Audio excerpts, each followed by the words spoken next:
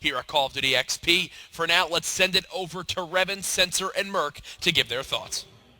Thank you very much, Jack. So we've seen some of the action already unfold in the bracket portion of the Call of Duty World League Championship, but there are two matches in specific that we really want to go a bit more in depth about. The first one is going to be Infused versus Faze. We've seen these teams match up before at the MLG Open events. Do you think it's going to be a similar story to those events, or do you think now, because it's a little bit of a different environment, that we're going to see a different outcome?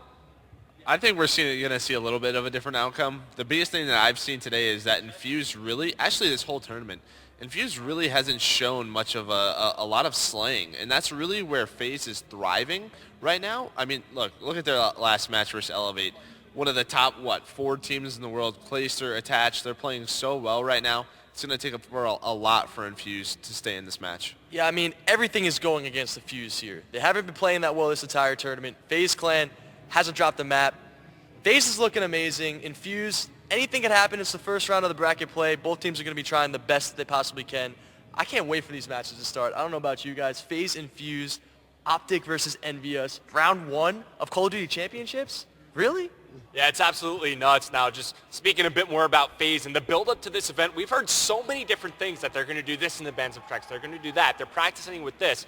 They haven't really shown their tricks all too much just yet. Do you think now's the time where they start to bring out some, I guess, unorthodox stuff? Absolutely. Whatever they've been working on, it starts right here. 9-0 in the pool play, that's great. It's fantastic, but none of that matters coming up.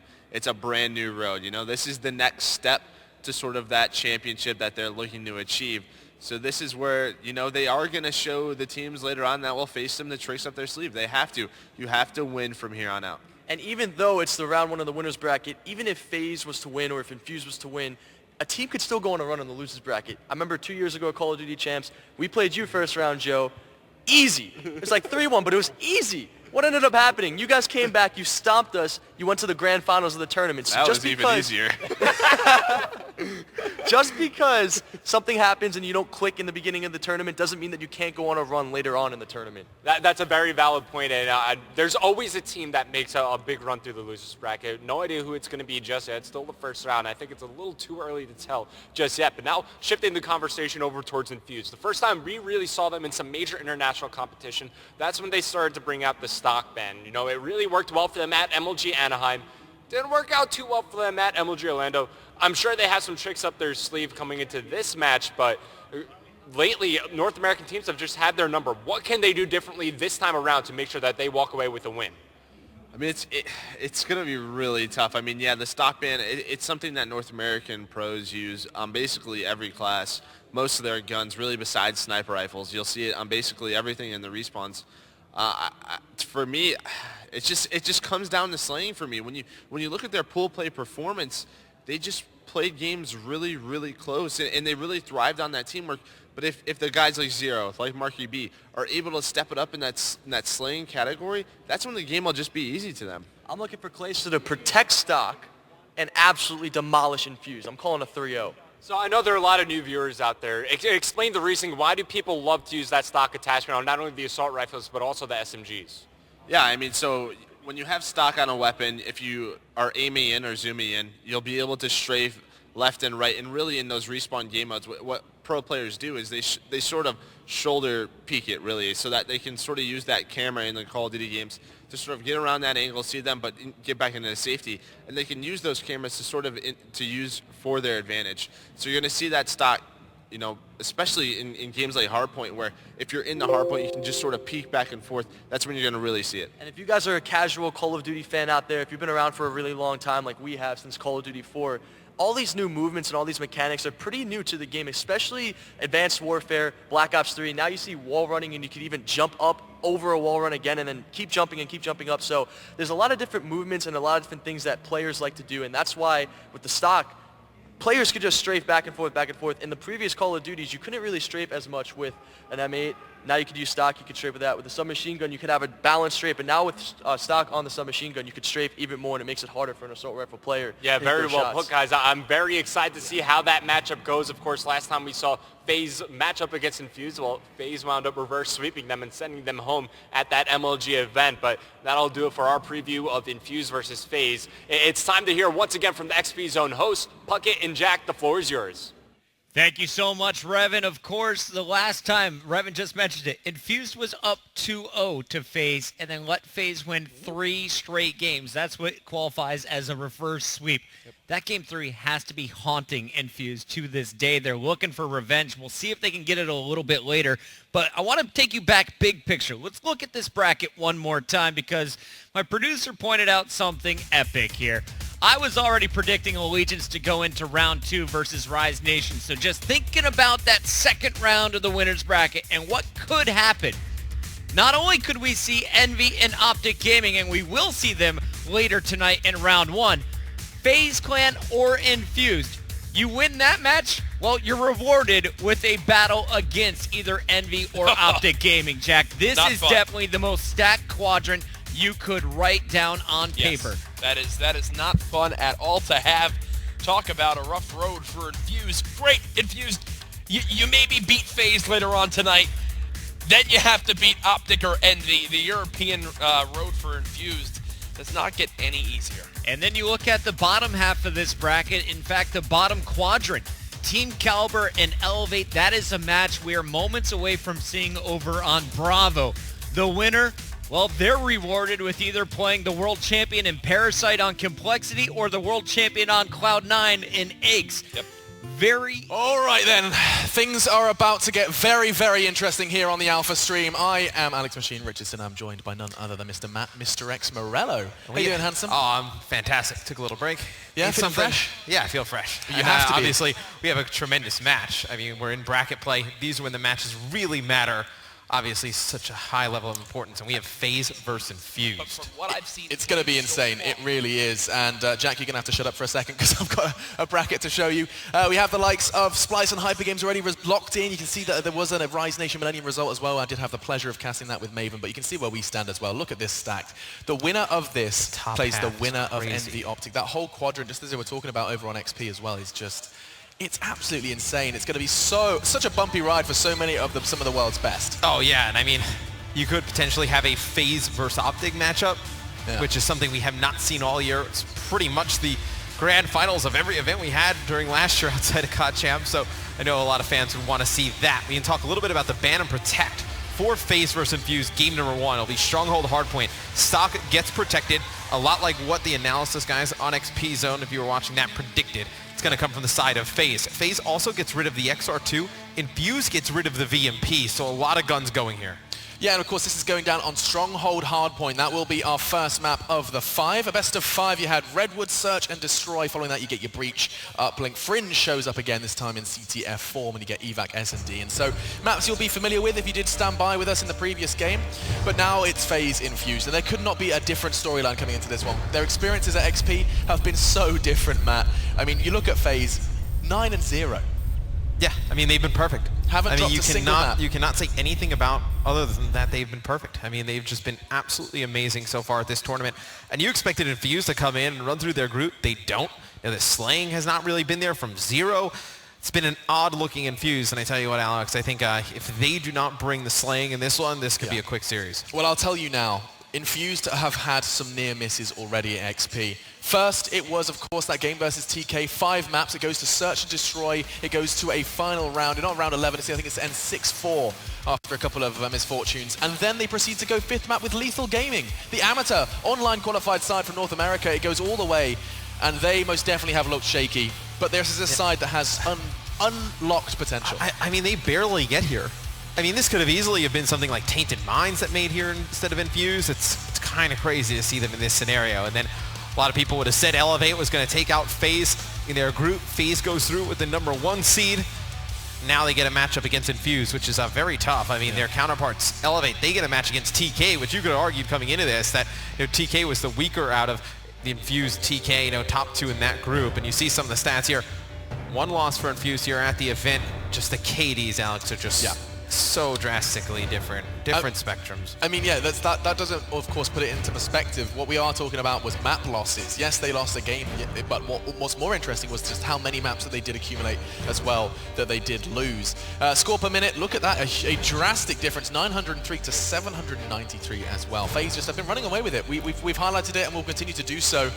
But I do think that the real kind of reality is setting in for Team Infused. if ever you were going to find form, it's now. You are in the upper bracket. You have that luxury. But you also need to realize that you're going up against defending world champions on stage here at the Forum. Well, it's a ton of pressure. I mean, EU has never really placed well at COD champs in the past. Nope, Infused, a lot of eyes on them to be the ones that do so.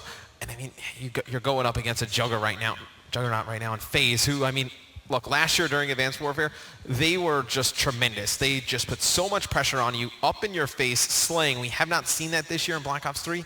What we saw from them in group play was reminiscent of what we saw last year. Yeah, what we saw from actually, I was watching Clayster on this very map and mode, and he just went off with his AI. It was ridiculous. Oh, yeah. Did you see that whole set of kills? It was like 8 or 9 kills back to back, and every single one was like kind of like frag movie potential. He was just rocking and rolling. It's great to see individuals showing up. Oh yeah, he ended up with full streaks out of that. That's right. He was just a man on a mission against Elevate, and I think they're going to bring that same intensity here against Infused. Only time will tell how the British side do up against the classic Call of Duty XP squadron that is FaZe Clan. And so we do prepare ourselves for what could very well be a bumpy ride, but the hype is there. You can see passion on their faces, Urban on screen, ready to go ahead and give it his all. It is all a battle of survival now here at XP. You've made top 16, but how much further can you push it? So interesting, going through some of the classes of these guys before we jump into the game, you have everybody on Infused running an assault rifle. PD's going to go with an HVK, Zero's going to go with an M8, yet another HVK on an Urban, and then Marky's going to go with the Shiva. So once that VMP gets out of the game, they completely ditch every SMG. So good, keeping things level as you would expect on that opening hill here on Stronghold. PT now has been given the responsibility to try and keep things contested, and you can see, look at that, he's just dancing in and out, putting a toe back and forth.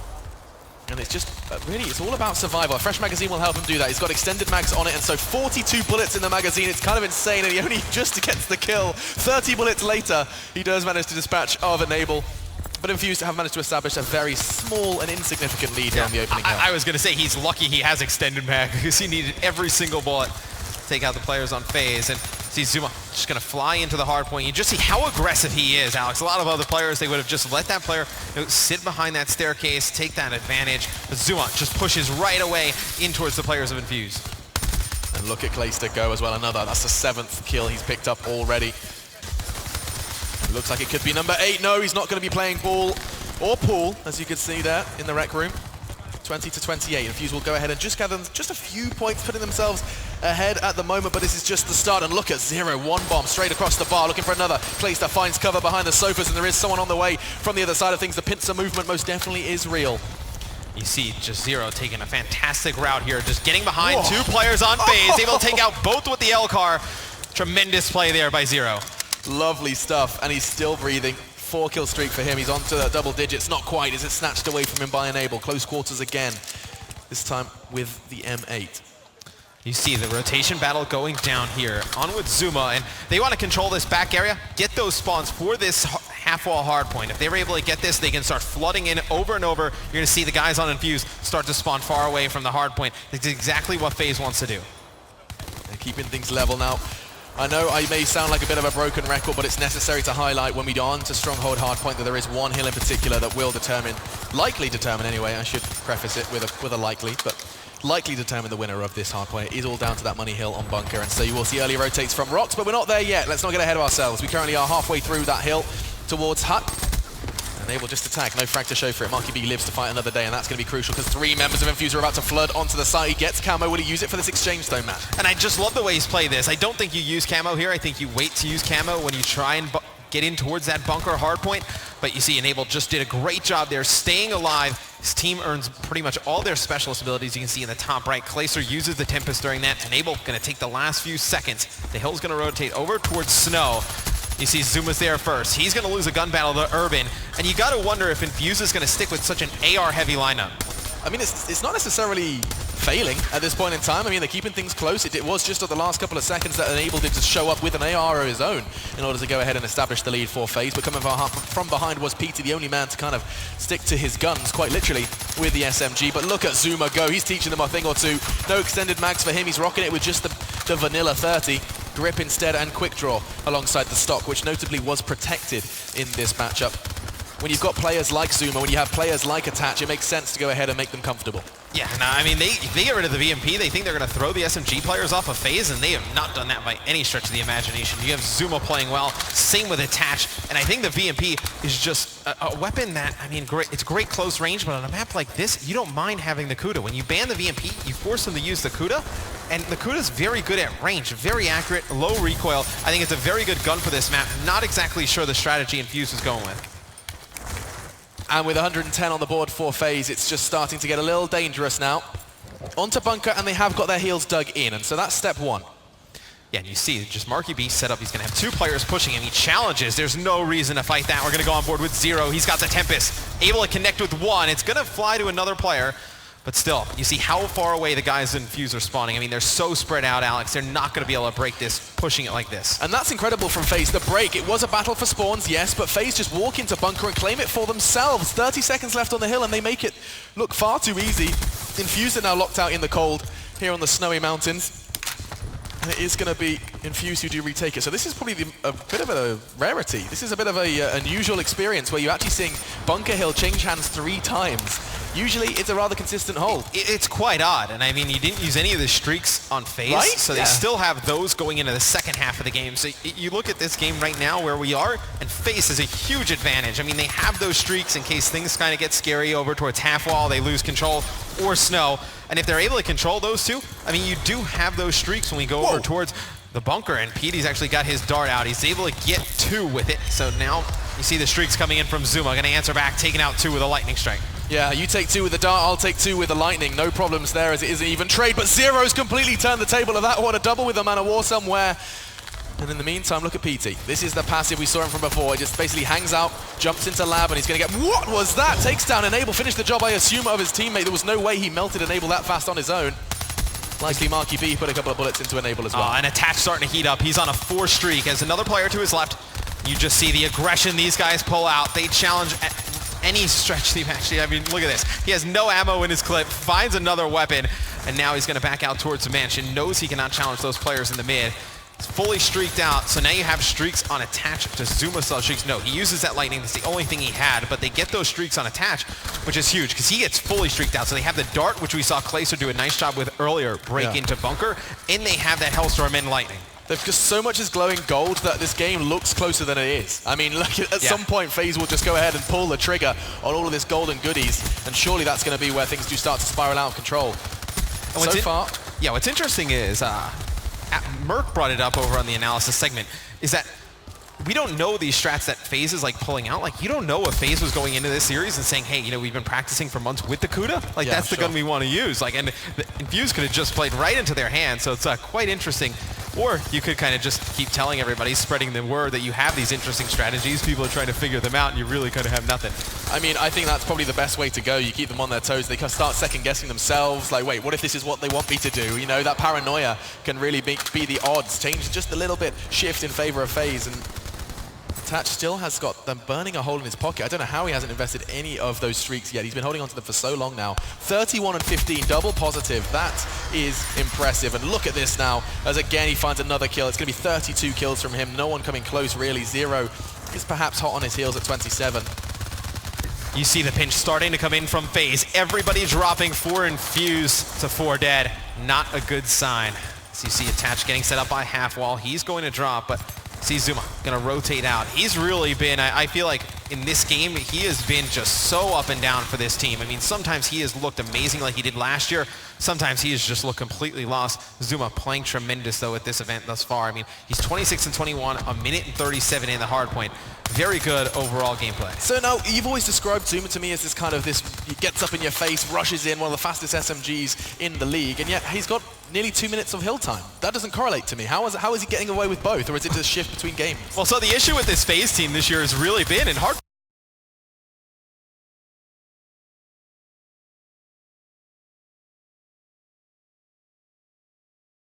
Or commit to be the guy that gets in the hill consistently. I mean, at the beginning we saw it was Enable, then it was Attach, sometimes it was Clayster, and you know, I think it really just needs to be by committee. And in a game like this where Attach is doing such a good job just pushing out these lanes and cuts and picking up these kills, the hill time it falls on Zuma, and he's doing a good job just playing patient in and around the hardpoint. patience is being rewarded. This is why they're about to breach 200 now as they do dig in, and look at this. Zero just goes for another one challenge. This time it was Enable who had the abundance of cover. He's basically just in this power position. You can only see the tip of his head and he can find cover whenever he needs it. Marky now melts as well. Infused can't find a way in. They are just locked out, and this is so insane. One of the hardest hills to hold, and Faze are making it look like the money hill. Yeah, and you see with 17 seconds left on the hardpoint, it's going to be Clayster rotating all the way through Mansion. He picks up one. Now his job is to just stay alive. He has another teammate. It's going to be Zuma coming from the front side of Bunker. He clears it out with a double kill, and this has opened up Faze to control Bunker Hill. A perfect pinch there from Faze Clan. Everything is going so well. You have 3 30-plus fraggers on the board. Look at the hill time as well. Enable just showed up out of nowhere with 136. That was all of that time he spent on rocks. And now look at this, they're throwing in the streaks. They're probably, at this point in time, they're like, I guess we should use them. We haven't actually needed to at this point. They could be finding the win without them, but instead they're just going to be throwing those golden goodies down. And look at him go. Clayster takes another 2. Zero and Marky this time are the ones to be dispatched of, and he's going to be investing active camo to try and survive. It works out for Enable. That will be it. Faze, 250. And it's going to be just a measly 139 for Infused. Not a fantastic start here into the hardpoint for the European presence here in the upper bracket. You needed Zero to come up with a big game of slaying. He comes up 28 and 31. Not the worst game. We talked about Marky B a little bit in the pregame, 17 and 33. He's got to bring it. I mean, and he's like their veteran, their leader. Like, he needs to really have good performances because the other guys on the team, they look up to him. So when he has a bad game, everyone else is like, well, if he can't do it, like, can I do it? I think there's definitely something. I mean, if Marky's kind of voice is quivering and he doesn't seem to have that air of confidence, and I think everyone in Infused starts picking up that same kind of vibe. Yeah. There is a lot of pressure on the Scotsman. Now, you actually raised an interesting point throughout that cast, and we have now a bit of extra time to explore it. You talked about the fact that Faze perhaps were playing the right game with that Kuda. That ban was prepared, and they knew that they were kind of Infused were just jumping straight into their jaws at that point. Yeah, I think for a while, I mean, the Kuda was a gun. It didn't really have a place in competitive play, right? And then once the VMP started getting banning out, I mean, the people went towards the Vesper, and you were trying to figure out which was like that secondary SMG. And a map like Stronghold, the Kuda's strength is its like long-range shooting and its accuracy, and just the fact that it's really low recoil. And I think with the Kuda, especially on a map like that, you kind of gave it towards Faze, where they have 2 really good, strong SMG players. Yeah. It just was not a smart play from Infused. Yeah, and I mean, you know what? Someone else that has to be discussed is Zero. Now, he has indeed been a hero throughout the online stages, throughout various other games here at XP. This, however, was not his best performance, his brightest spark moment. But as you can read out, he's got a pretty solid KD, not so far, not really blown up through the group play. Actually, look at that, rank 47. But actually, he's ranked number 1 in North America? No. What's going on here? Either way, Zero is definitely not from North America. He's European. But the fact that he gets most of his kills in the air here at this event, that's pretty impressive because it's